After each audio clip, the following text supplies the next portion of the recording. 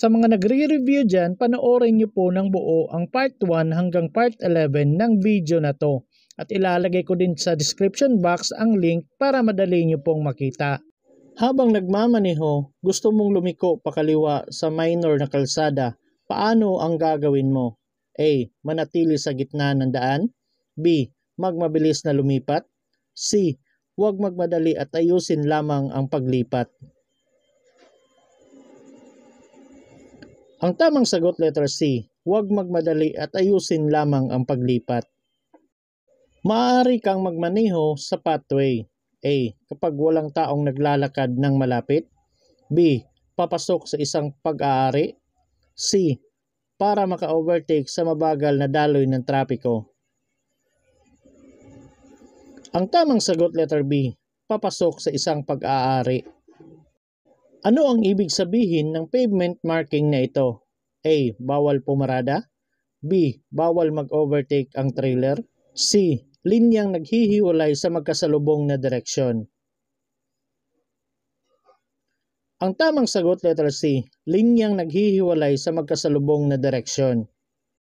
Bakit may nakalagay na rumble strips sa mga kalsada? A. Upang matulungan kang mapanatili ang tamang distansya. B. Upang matulungan kang pumili ng tamang lane.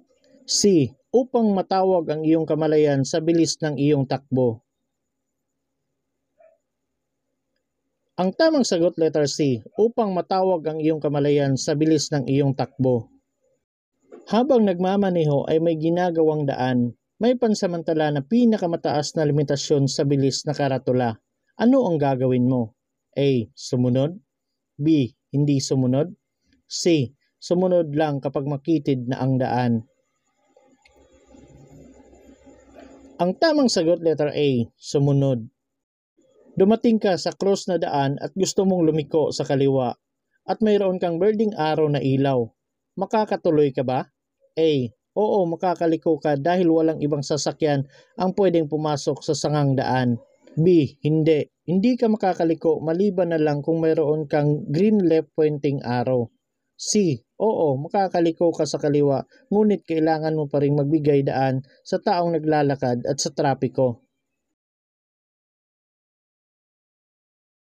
Ang tamang sagot, letter A. Oo, makakaliko ka dahil walang ibang sasakyan ang pwedeng pumasok sa sangang daan.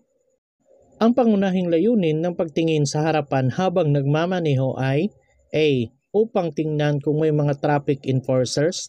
B. Upang tingnan ang daloy ng trapiko sa unahan at mga pagbabago sa kondisyon ng daan. C.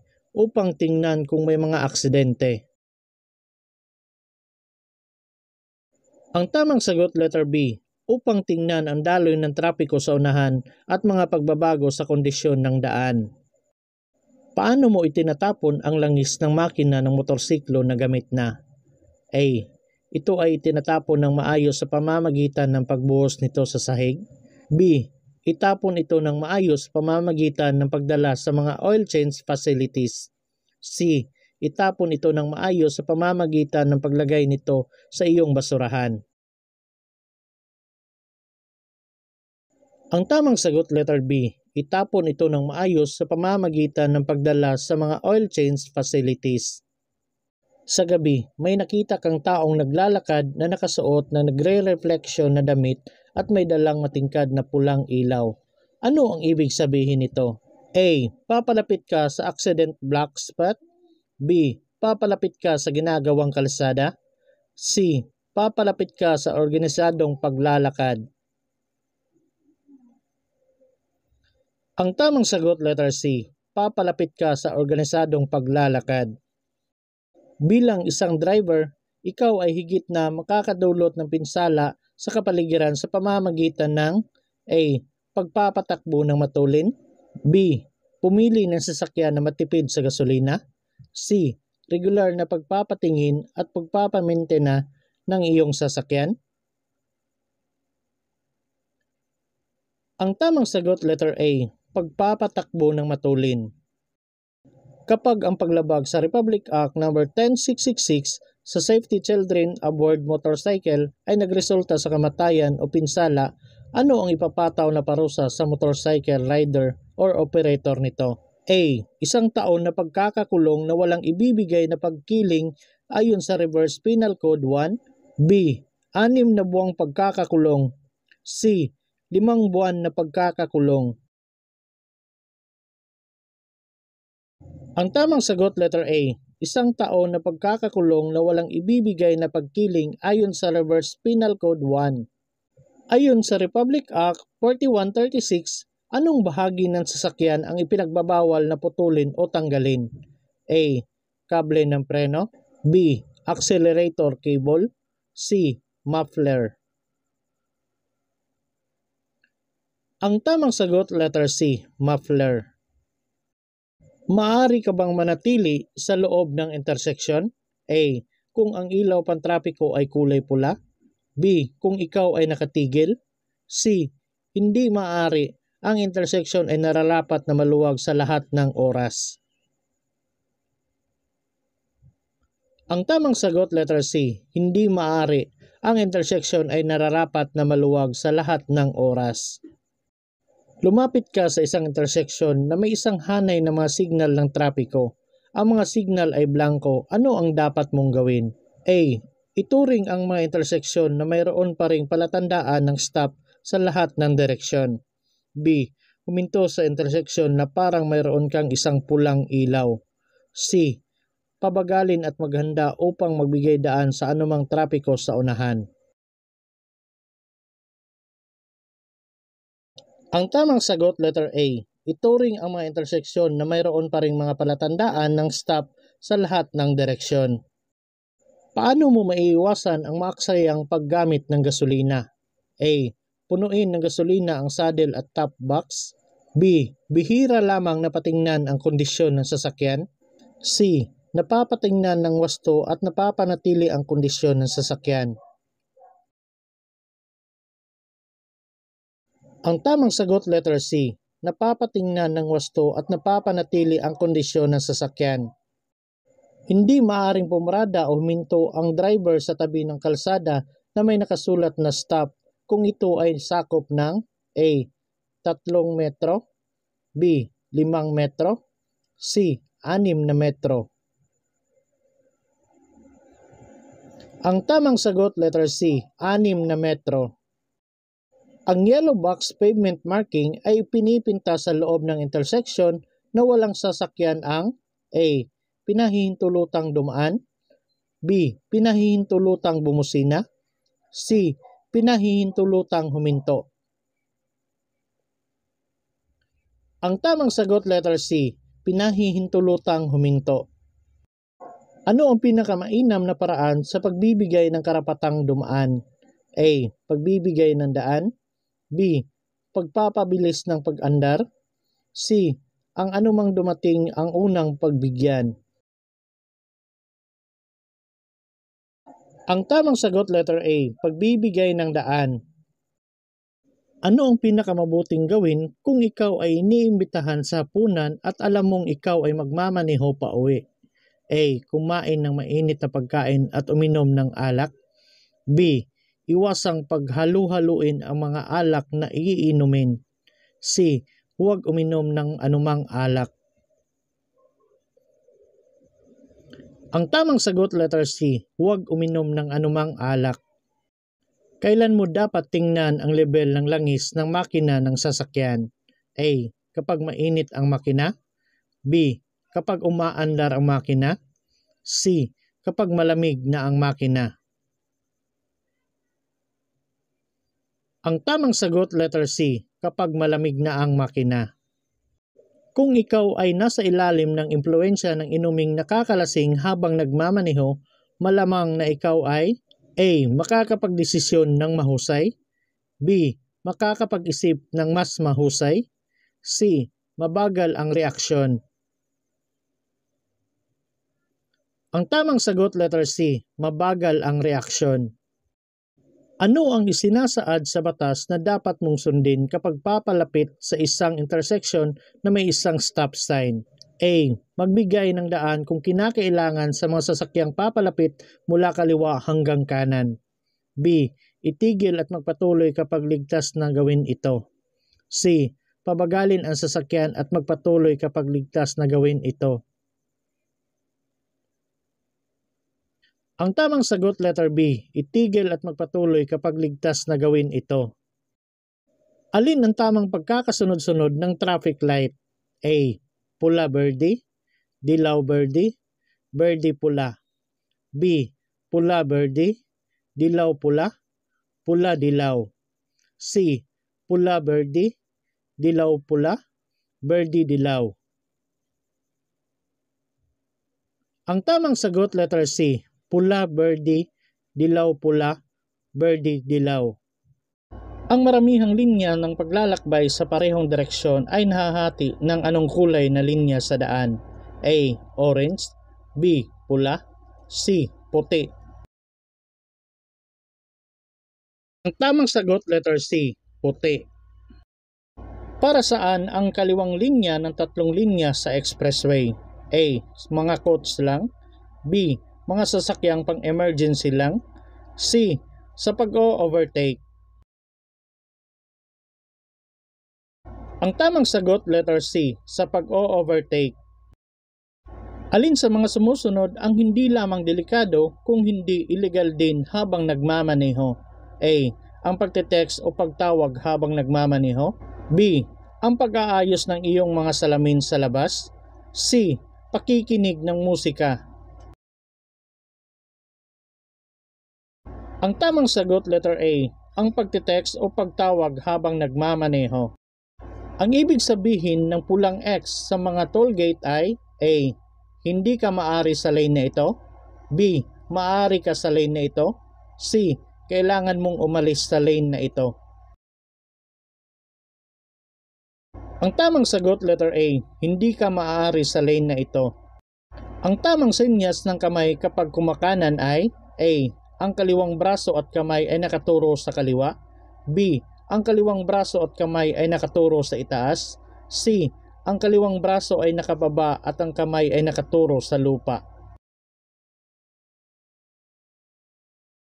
Ang tamang sagot letter B, ang kaliwang braso at kamay ay nakaturo sa itaas.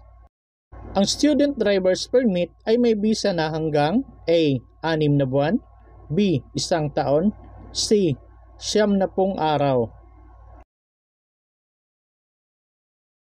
Ang tamang sagot letter B, 1 taon. Nasa kaliwang lane ka ng expressway at nakita mo ang karatulang sarado sa unahan. Dapat kang A. Manatili sa iyong lane, B. Maghintay at tingnan kung aling lane ang higit na mabilis, C. Mag-ingat na lumipat sa kanan. Ang tamang sagot letter C, mag-ingat na lumipat sa kanan. Papalapit ka sa traffic light na naka-green na ng ilang minuto. Dapat kang A. Maghanda sa paghinto, B. Magmabilis ng sobra, C. Panatilihin ang bilis. Ang tamang sagot letter A, maghanda sa paghinto. Ang anumang dami ng inuming ito ay makapagpapahamak sa iyong pagmamaneho. A. Tubig, B. Alcohol, C. Pineapple juice. Ang tamang sagot letter B, alcohol. Ayon sa Republic Act 8750, ang mga bata ay dapat nakaupo sa aprobadong child restraint kung sila ay A. 10 taong gulang, B. 6 na taong gulang at pababa, C. 7 taong gulang. Ang tamang sagot letter B, 6 na taong gulang at pababa. Kapag papalapit sa tawiran, ang dapat mong gawin ay A. Maghanda sa pagbagal at paghinto, B. Magmabilis at dumaan ng mabilis, C. Magmaneho lang maliban kung may taong naglalakad. Ang tamang sagot letter A. Maghanda sa pagbagal at paghinto.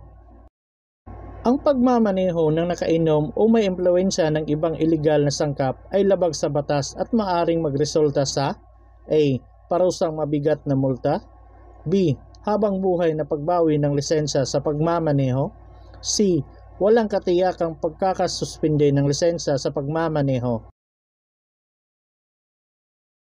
Ang tamang sagot letter B. habang buhay na pagbawi ng lisensya sa pagmamaneho. Saang lugar madalas ipinagbabawal ang paglampas o di kaya paglusot? A. Sa mga highway. B. Sa mga highway na maraming daan o lane. C. Sa kurbada. Ang tamang sagot, letter C, sa kurbada.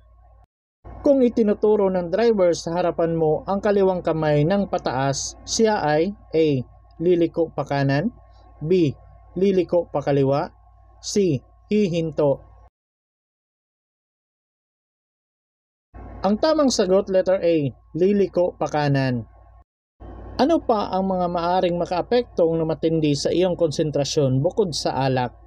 A. Ilaw ng trapiko, komportabling upuan, mahusay na disenyo ng kalsada. B. Mga droga, pagod at malakas na kanta, mga billboard, tinted na bintana. C. Nakakapawing pagod na musika, maayos na ilaw sa kalye, mga markahan ng semento. Ang tamang sagot, letter B. Mga droga, pagod at malalakas na kanta, mga billboard, tinted na bintana. Ito ang tawag sa patuloy na daloy ng hangin na kailangan upang makaiwas ang driver na makalanghap ng masamang amoy upang hindi ito mahilo. A. Paglanghap ng hangin. B. Ventilasyon ng hangin. C. Exhaust air. Ang tamang sagot, letter B. Ventilasyon ng hangin. Ano ang mga dapat mong gawin kung ikaw ay napipilitang magmaneho ng mabilis dahil sa mga motoristang nasa likuran mo? A. Gamitin ang directional signal, unti-unting lumipat sa daanan ng masasakyang mabagal ang takbo at hayaang makalampas ang mabibilis na sasakyan sa iyong kaliwa. B. Tapakan ang preno ng isa o dalawang beses habang paalis sa kalsada. C. Buksan ang hazard habang tumatakbo ng mabilis.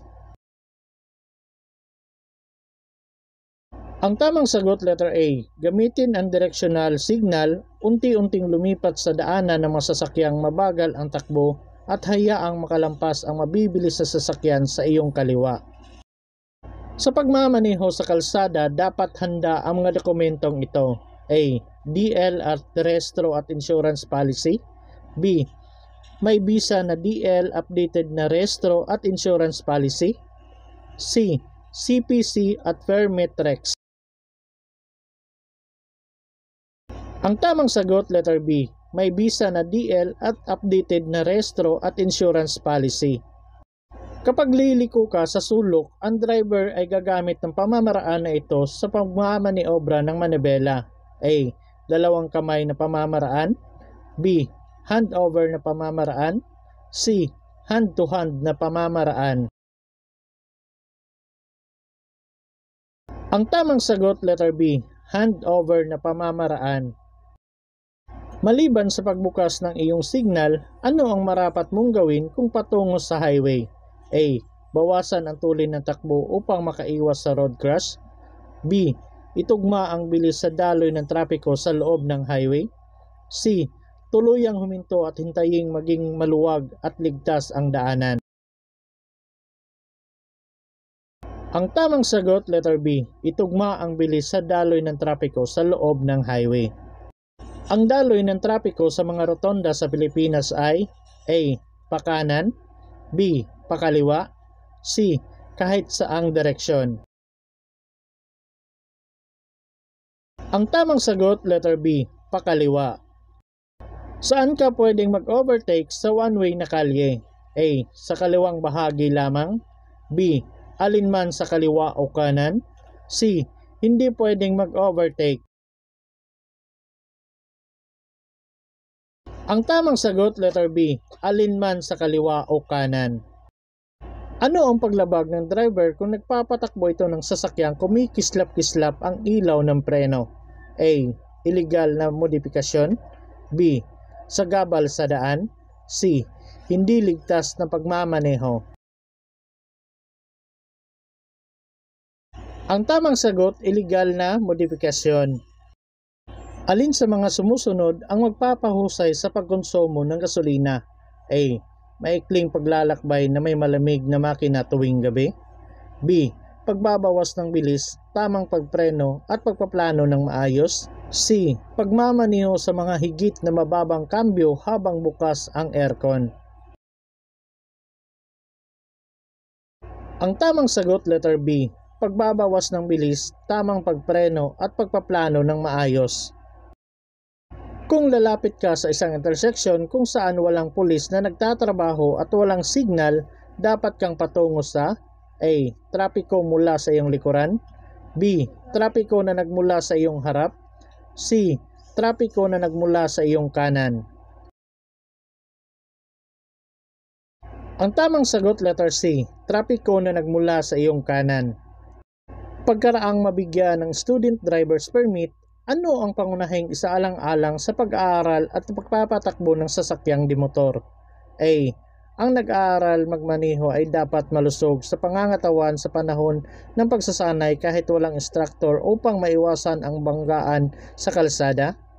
B. Kailangang magsanay sa pagmamaneho ang nag-aaral ay dapat may kasamang lisensyadong driver na may DL code na angkop sa uri ng sasakyang dimotor na minamaneho.